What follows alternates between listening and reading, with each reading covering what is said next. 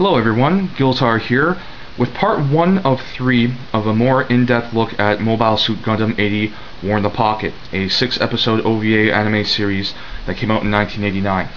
Now, this is how I'm going to be dividing the 3 parts of my review and examination of the anime. Part 1 will cover the main cast members, character design, mechanical design, and animation. Part 2 will cover the story and get into some plot points. And part 3 will cover my criticisms of this production and my final thoughts. So to start off with the cast members, I'll go over the main cast voice actors and characters. So Al, or Alfred Izuruha, is voiced by Daisuke Namikawa, who also came back in Gundam productions later on. He voiced Michael Trinity in Gundam 00. Bernard, or Bernie Wiseman, is voiced by Koji Sujitani, who also voiced Seabook Arno in Mobile Suit Gundam F91.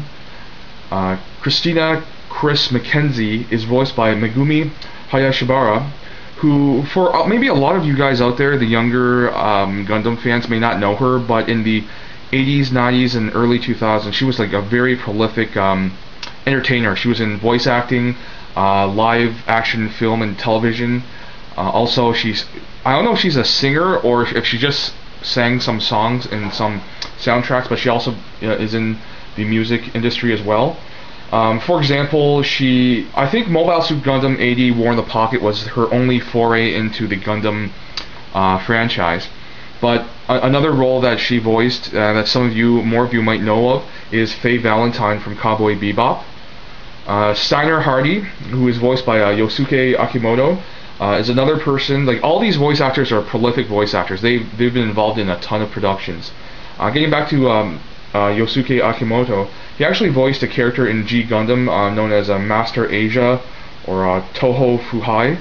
I haven't seen G Gundam yet, but I plan on watching that at some point. Garcia is played by Bin Shimada, who is actually a pretty famous voice actor. I mean, he played Nai, or Ni Giran, in Double Zeta Gundam. But he also starred in Genesis Climber Mospeda as Stig Bernard. So, I mean, some of you guys may know of him through that. But for me, I'm someone who is more familiar with anime starting from like the late 70s. So I do recognize someone like Bin Shimada. So that's pretty cool to see him in this. Misha, who's voiced by Yutaka Shimaka, and another prolific voice actor. But for him, what's stuck out for him in my eyes is the fact that he does a lot of Transformers voices. He did a ton of voices in the television series of Transformers in Japan. He did the voice of Laserwave, or Shockwave, in North America. He also did voices in Scramble City and in the Transformers movie. And finally, Commander Killing is voiced by Koji Totani, who's another voice actor who worked in Gundam. He was in Double Zeta Gundam as August Gidan, and he was also in Transformers Victory. He voiced Blacker and Road Caesar. So for any of you guys into the Transformers, at least the Japanese versions of the show, it's nice to see, at least for me, some familiar voice actors. Now that does it for the main cast of characters and voice actors. Moving on to character design. As I mentioned in my intro video for War in the Pocket, it's handled by Haruhiko Mikimoto, who again is most known for his character designs in the Macross franchise, and in some other works like Orgus, and obviously here in Gundam, War in the Pocket. I found that his type of character design is something that I really like, because it does incorporate some, not necessarily, and I hate to use this term, but realistic elements. But he isn't as stylized as much of the current day anime and manga styles are shown to be. I mean, there's a lot of just really almost graphic design styled artwork out there these days in anime, especially, and manga. And I think Haruhiko Mikimoto does a nice blend of obviously cartoony anime manga style art, but he incorporates some other elements that lend it makes his work unique, and it sets it apart in a positive way.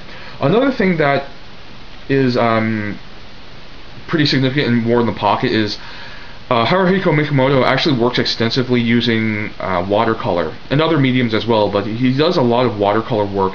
And in More Than the Pocket, I noticed that a lot of the background and like still frame pieces of artwork in the animation has kind of like his touch. Like it's almost as if they used his artwork style in the background, like in the trees and grass and such.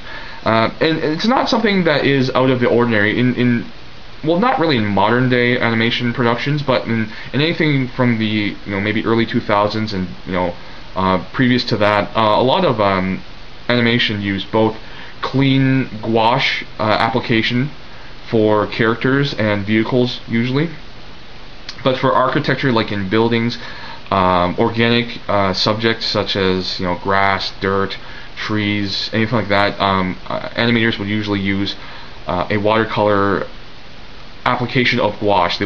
They would basically thin it down and make it look more watercolor in appearance. And that's what I noticed here, is that not only do they obviously use watercolor in terms of some of the art styling, but they did it in such a way that it really came off to me as like they were kind of riffing on Haruhiko Mikimoto's style. So not only did his character design be a part of this movie's art direction, but I think it might have influenced the background animation work. As far as the mechanical designs, and I'll just look up his name again, it's Yutaka Izubuchi, and again, he is quite prolific in terms of the Patlabor anime as a head mechanical designer there, and it really shows in this production, especially with the camphor here. I've got the high-grade Universal Century model kit, but the camphor is really it definitely fits in the Gundam universe and the Universal Century design style, but it takes a lot of deviation from the standard style. Like for example, this has no skirt armor.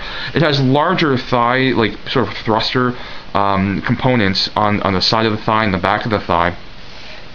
But aside from that, I mean, like it's really again, it comes off as a heavily Patlabor style design. Even when it comes down to the weapons, like this shotgun, like in Patlabor, the weapons there are essentially conventional weapons, but scaled upwards to fit in the hands of a large, towering humanoid mobile suit or mecha, essentially. The same thing goes with the Alex's machine gun here. It's quite real world in its appearance.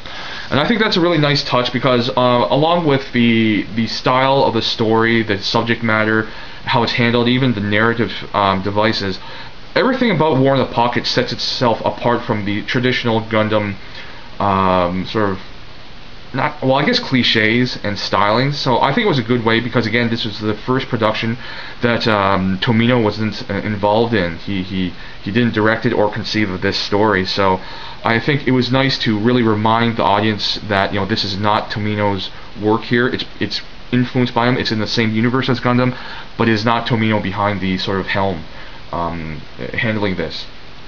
Now, with respect to the animation, I think it was really nicely done. A lot of the War in the Pocket doesn't involve a lot of action scenes, to be honest, but what action scenes we do see, they're done quite well, and they do serve a purpose in the sort of storytelling. There's a reason for these action scenes other than to get the audience excited. Some really great touches, like the animating of the GMs getting destroyed in the first scene of the movie, especially when they're posed, as almost like corpses at the end of that scene, and it really gives off a feeling of murder, of violence to something that was alive, even though these are machines. They were piloted by humans, and it was great composition there. Also, in some of the fight scenes where, like, the camphor, for example, first arises and in the middle of the colony of Side 6, Rhea colony, it basically tears through the town. And there's a scene where the camphor destroys some mobile suits and they land in the city, and they take out like a couple of city blocks worth of electricity. You just see it black out. And then in addition to that, you see explosives launch off from the wreckage and hit other parts of the city, and you only see it for a couple of seconds, but I think touches in animation like that really, to me, gives a good indication that the animators behind this have a really nice bearing on visual storytelling. These touches add up to a very unique experience that is more, I would say, classical, for a lack of a better term, because I am someone who is an animation fan, and I noticed that the more modern anime productions really can't touch the more detailed moments. They can certainly do well in the broad moments, in the large action scenes, and really overly emphasized interaction between characters, but nothing. They don't touch upon detail like War in the Pocket's animation does. And even the violence, when it is shown, is it's visceral. There's no hiding, and it looks pretty brutal, but it doesn't focus upon it to the point of it being macabre and really just violence for the sake of violence. It tells a story. It shows you that we are dealing with real robot, the genre. We're dealing with a more realistic world and setting. So that concludes part 1. I'll be back in part 2 with discussion of the story and plot points. I hope you guys enjoyed this so far, and I'll see you very soon.